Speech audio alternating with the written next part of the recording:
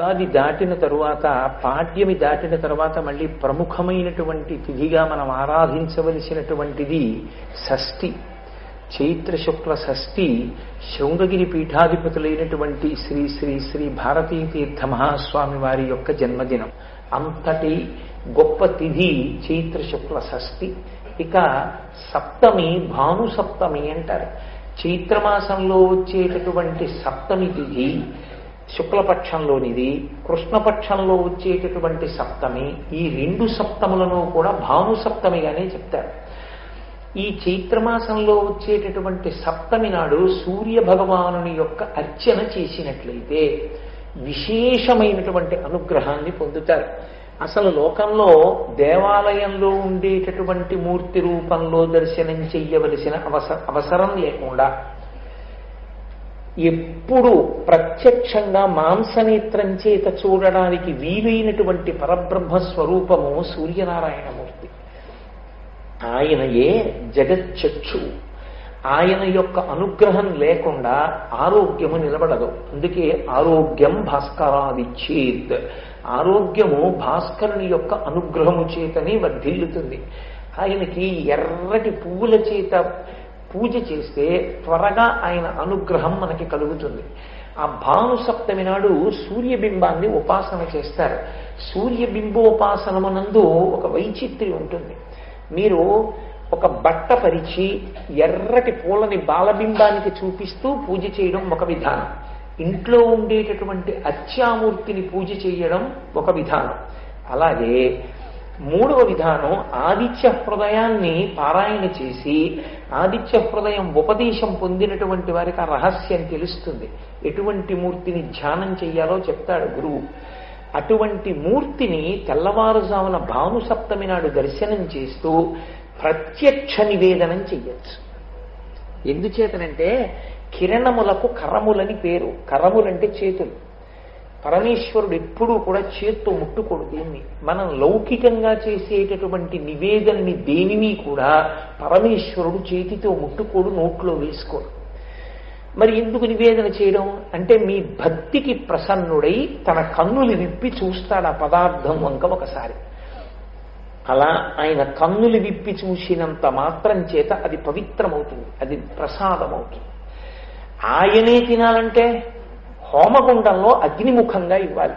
అగ్నిముఖంగా ఇచ్చినటువంటి పదార్థాన్ని పరమేశ్వరుడు తింటాడు. అందుకే యాగశాలలోకి వెళ్ళకూడదు. అందరూ ఎలా పడితే అలా యాగశాలలోకి వెళ్ళకూడదు. ఎందుకు వెళ్ళకూడదు అంటే ఒక్కటే కారణం. మీరు బాగా గుర్తుపెట్టుకోండి. నేను మిమ్మల్ని మా ఇంటికి దేవతార్చనకి పిలిచాననుకోండి, దేవతార్చన అంటే భోజనానికి పిలిచారు అని. భోజనానికి పిలిచాననుకోండి, మీరు భోజనాన్ని మా ఇంట్లో చెయ్యాలి అంటే దానికి ఏం చేయవలసి ఉంటుంది? మీరు వచ్చేటప్పటికే తిన్నగా విస్తర దగ్గరికి రారుగా, మీరు వచ్చి కూర్చోవాలి. నేను వచ్చి అయ్యా వచ్చారా, చాలా సంతోషం, నా ఆహ్వానాన్ని మన్నించి వచ్చారు, కాళ్ళు కడుక్కోండి, చేతులు కడుక్కోండి అని నేను అనాలి. కాళ్ళు చేతులు కడుక్కున్న తర్వాత అప్పుడు మీరు భోజనానికి వచ్చి కూర్చోవాలి. వడ్డించినటువంటి పదార్థాన్ని మీరు స్వీకరించాలి కదా. యాగశాలలో మీరు అగ్నిముఖంగా హవిస్సు ఇచ్చినప్పుడు దాన్ని స్వీకరించడానికి దేవతలు వచ్చి కూర్చుంటారు. అందుకే యాగశాల ప్రాంగణము దేవతలు కూర్చునే ప్రాంగణము. ఒకానొక నాడు ఆ దేవతల యొక్క దర్శనము చెయ్యగలిగినటువంటి దివ్యమైన శక్తి ఉపాసన చేత నిలబెట్టుకున్నారు మనుష్యులు. ఆ నిలబెట్టుకున్నటువంటి వారు ఆ యాగశాలలో కూర్చున్నటువంటి దేవతల యొక్క దర్శనం చేసేవారు. వాళ్ళకి కనపడేవారు దేవతలు. శ్రీరామాయణం నాటికి బాలకాండలో ఇష్టింతేహం కరిష్యామి పుత్రియాం పుత్రకారణాత్ అంటాడు దశరథ మహారాజు. నేను ఇష్టి చేస్తున్నాను, దేవతల్ని పిలిచానన్నాడు. వాళ్ళందరూ వచ్చి కూర్చున్నారు. అప్పుడు ఒక్కొక్కరి పేరు చెప్పి హవిస్సిస్తే అగ్నిముఖంగా వాళ్ళు దాన్ని తింటారు. అందుకే దేవాలయానికి ఎలా ప్రదక్షిణం చేస్తారో యాగశాలకు అలా ప్రదక్షిణం చేస్తారు. ప్రదక్షిణం చేసినటువంటి ఉత్తర క్షణంలో మీరు గౌరవాన్ని ప్రకటించారని గుర్తు. అందుకే మీ కుడి భుజం వేపతి ఉంచి గుండ్రంగా జరిగితే ప్రదక్షిణం చేశారు అని గుర్తు. అందుకే ధ్వజం దగ్గరికి వస్తే కానీ ఇక సాష్టాంగం చేయకూడదు. ఎక్కడ పడితే అక్కడ సాష్టాంగం చేయకూడదు. అలా చేస్తే మీ కాళ్ళు మళ్ళీ ఎటో ఒకవైపు దేవతల వైపుకు పెడతాయి. ఒక్క ధ్వజం యువతల సాష్టాంగం చెయ్యాలి. హోమశాల యాగశాలకి ఉత్సవాల్లో అందుకని ఆ యాగశాల చుట్టూ ప్రదక్షిణం చేస్తే మీరు ఇచ్చిన గౌరవానికి దేవతలు సంతోషిస్తారు. దేవతలు సంతోషిస్తే మిమ్మల్ని అనుగ్రహించకుండా వదిలిపెట్టారు. అది వాళ్ళకు ఉండే లక్షణం. వాళ్ళు అనుగ్రహిస్తారు, వాళ్ళు మీ కోరిక తీరుస్తారు. మీ మనసులో ఏ కోరిక ఉన్నదో ఆ కోరిక ధర్మబద్ధమైతే అది ధార్మికమై ఉండాలి. అంతేగాని అర్థం పద్ధం లేని కోరికలు కోరకూడదు. ధార్మికమైన కోరికై ఆ కోరిక మీకు తీరడం ఉచితమని అనుకుంటే దేవతలు అనుగ్రహిస్తారు.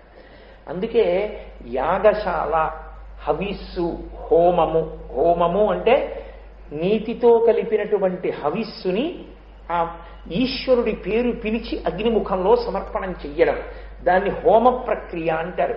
యజ్ఞము, యాగము, హోమము ఇవన్నీ పూర్వాంగమునందు యజ్ఞము. యజ్ఞం అంటే దీక్ష అని, దీక్షా స్వీకారం చేశాడు అని. దీక్షా స్వీకారము అన్న మాటని మీరు అర్థం చేసుకోవాలి.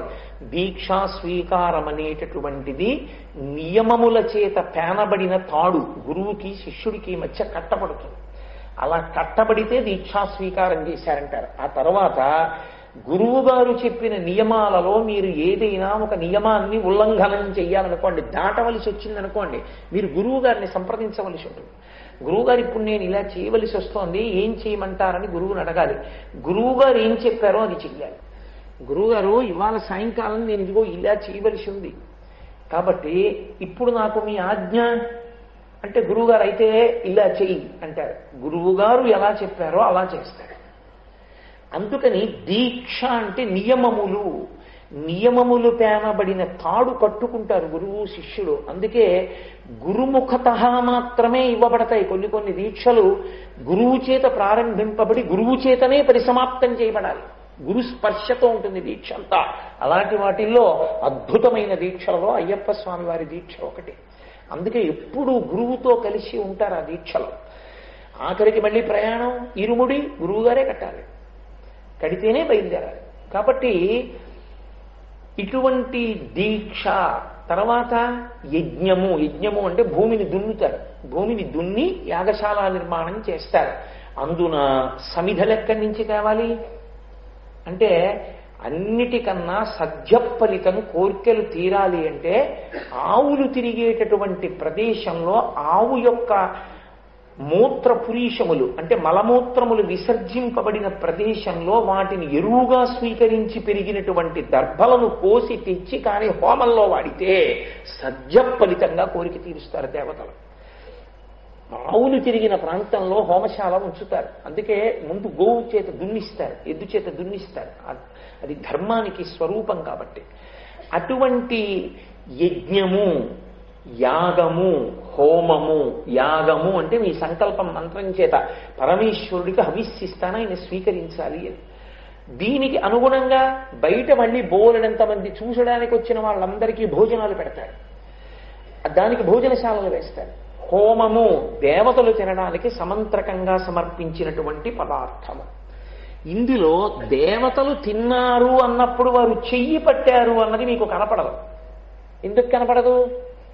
మీరు ఓం నమో నారాయణాయ స్వాహ అని హవిస్సేశారు అగ్నిహోత్రంలో, దాన్ని నారాయణుడు వచ్చి పట్టుకోడు, హవ్యవాహనుడు పట్టుకుంటాడు, అగ్ని పట్టుకుంటాడు. పట్టుకుని ఇప్పుడు అగ్ని ఎక్కడికి పట్టుకెడతారు? దేవతల దగ్గరికి పట్టుకెడతారు. పట్టుకెళ్ళి ఆయన పెడతారు.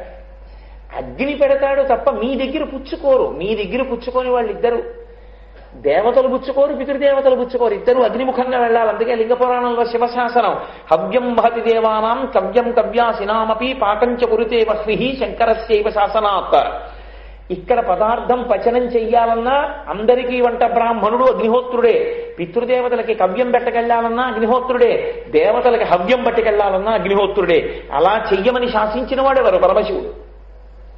కాబట్టి అటువంటి అగ్నిహోత్రుని యొక్క చేతి నుండి వచ్చినటువంటి పదార్థమును స్వీకరించేటటువంటి లక్షణమున్న దేవతలు అలా పుచ్చుకోవడం మీకు కనపడదు. కానీ మినహాయింపు ఒక్క సూర్యనారాయణమూర్తి. ఎందుచేత అంటే ఆయన చేతులు ఉంచుతాడు మీరు ఇచ్చిన పదార్థం మీద, ఆయన చెయ్యి పెడతాడు. లోకంలో బహుమర్యాద ఏంటంటే ఒకసారి చెయ్యి వేస్తారు. కాసిన పళ్ళట్టుకొచ్చారనుకోండి, ఎందుకమ్మా ఇన్ని పళ్ళు, మీరు నాకు ఇచ్చినట్లే అని ఒకసారి చెయ్యేసి మీరు నాకు ఇచ్చారు కదూ మీరు తీసుకోండి అంటే ప్రీతోస్మి కృతమాతిథ్యం, నేను ఒకసారి చెయ్యి వేస్తే నేను పుచ్చేసుకున్నానని గుర్తు అని. అలా తన చేతులు వీసేటటువంటి లక్షణం ఉన్నవాడు సూర్యనారాయణమూర్తి. ఎందుకని కిరణములు కరములు. అందుకే సూర్య సంబంధమైన విషయాల మీద వ్యాఖ్యానం చేసిన మహాపురుషులు ఇచ్చినటువంటి వ్యాఖ్య. మీరు తెల్లవారుజామున బాలభానుణ్ణి ఆదిత్య హృదయంతో ఉపాసన చేసి మీరు పాయస పాత్ర అక్కడ పెట్టి నివేదన మంత్రం చెప్తే ఆయన బాలసూర్యుని కిరణములు పాత్రలో పడతాయి పాయసం మీద. అంటే ఆయన స్వయంగా తన చేతిని వేస్తాడు దాని మీద. వేస్తే ఆ పదార్థాన్ని అంత భక్తితో ఆరాధన చేసి స్వీకరించిన వాడికి భానుప్రసాదం అందుతుంది, సూర్యబింబము యొక్క ప్రసాదం అందుతుంది. అది ప్రత్యక్షంగా సూర్యనారాయణమూర్తి యొక్క అనుగ్రహాన్ని పొందుతారు. అందున అరసవిల్లి లాంటి క్షేత్రాలలో సూర్యనారాయణమూర్తి యొక్క బింబము, ఆ మూర్తి మిగిలిన మూర్తులలా ఉండదు. మిగిలిన ఏ స్వరూపాన్ని మీరు చూసినా ఆ స్వరూపం యొక్క శక్తి స్వరూపం పక్కన వేరుగా ప్రతిష్ఠ అయి ఉంటుంది. శ్రీ భూ సమేత వెంకటేశ్వరుడు అన్నాను అనుకోండి, శ్రీదేవి భూదేవి పక్కన ఉంటారు, వెంకటేశ్వరుడు ఉంటాడు. పార్వతీ పరమేశ్వరులు అన్నాను అనుకోండి, శివలింగం ఉంటే పక్కన ప్రకటనంగా పార్వతీదేవి ఉంటుంది, ఒక్క కంచి మినహాయింపు. కంచి కామాక్షి అన్ని చోట్ల శక్తి స్వరూపం, ఒక్క శివలింగమే ఉంటుంది మిగిలిన చోట్ల. అలా మిగిలిన చోట్ల మీకు మూర్తులు ప్రకటనంగా ఉంటాయి. ఒక్క అరసవిల్లి సూర్యనారాయణమూర్తి దేవాలయంలో మాత్రం సూర్యనారాయణమూర్తి వారు కనపడతారు. సూర్యనారాయణమూర్తి వారి పాదాల దగ్గర ఛాయ, ఉష, పద్మిని ముగ్గురు ఉంటారు అమ్మవారు. ఉండి ఆయన యొక్క ద్వారపాలకులు ఆయన పక్కనే ఉంటారు, రెండు పక్కల.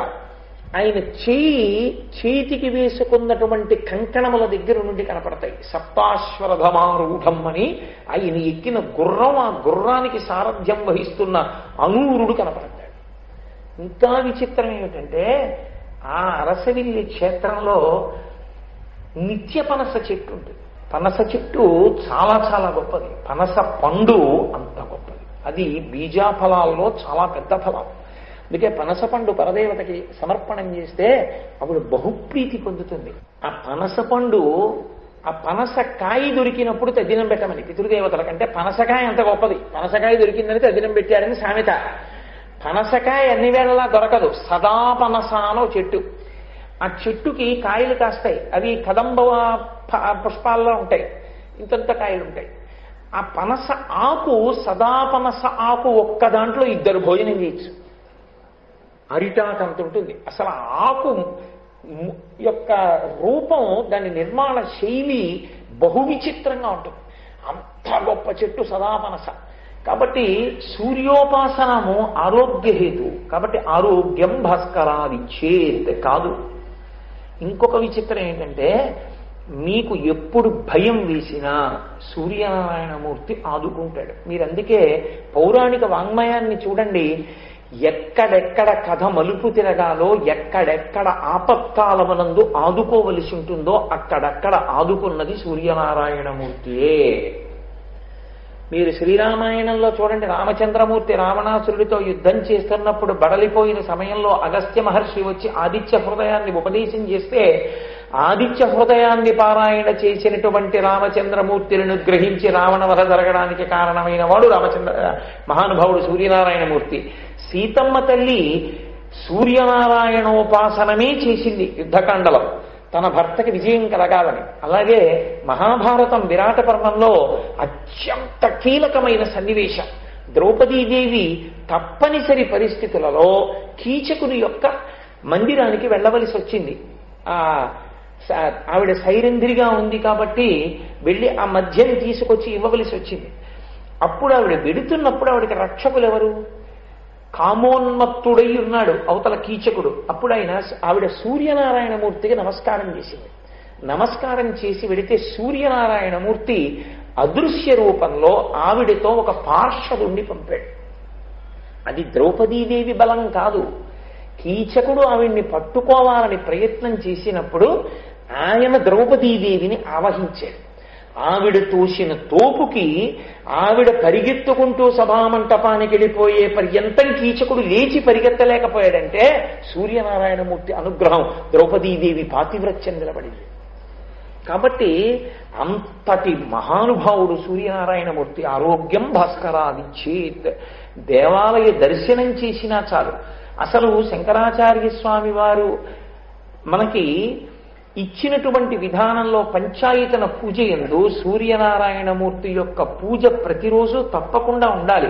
సూర్యనారాయణమూర్తికి తప్పకుండా మనం పుష్పాన్ని సమర్పణం చెయ్యాలి. అలాగే ఎర్రటి అక్షతలతో ఎర్రచందనంతో ఆయనని పూజ చెయ్యాలి. అటువంటి సూర్యనారాయణమూర్తి యొక్క పూజ సర్వోత్కృష్టము. ఆరోగ్యం భాస్కరాదిచ్చేత్. నేనే కాదు, నా ఇంట్లో ఉన్న వాళ్ళందరూ కూడా ఆరోగ్యంగా ఉండాలని నేను కోరుకుంటాను కదా. అలా ఆరోగ్యంగా ఉండాలి అంటే తప్పకుండా సూర్యనారాయణమూర్తి యొక్క ఆరాధనము చెయ్యాలి.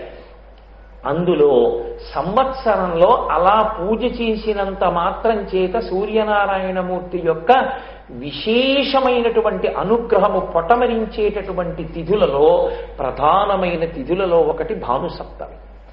కాబట్టి చైత్రమాస శుక్లపక్షమునందు వచ్చేటటువంటి సప్తమి తిథిని, కృష్ణపక్షంలో వచ్చే సప్తమి తిథిని నైమిత్తిక తిథులుగా సద్వినియోగం చేసుకుని సూర్యనారాయణమూర్తి యొక్క అనుగ్రహాన్ని పొందాలి. అలాగే